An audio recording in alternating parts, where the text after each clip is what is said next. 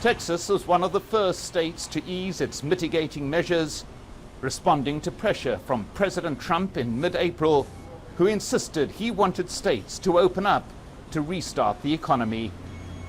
Now it's dealing with a massive increase in infections, joining Florida in recording more than 10,000 cases in a day, a figure matched only by New York State in the early stages of the pandemic.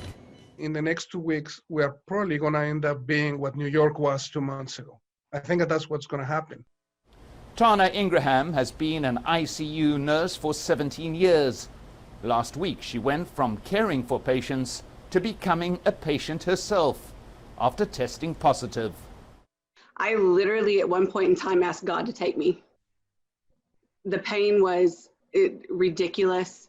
It was to the point where, I mean, in my mind, I couldn't breathe. Thank God I didn't have to be put on a ventilator.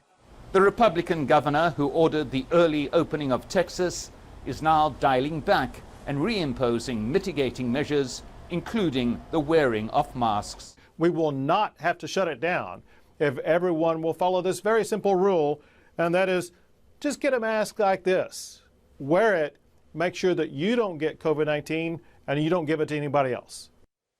But the US president continues to be maskless, and even as the cases surge, is now putting pressure on governors to open schools for the new year at the end of August.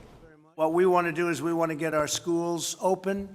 We want to get them open quickly, beautifully in the fall.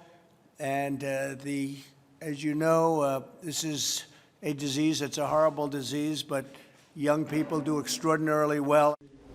The reaction from teachers was furious. That is so callous of him. So callous. When we do it wrong, people die.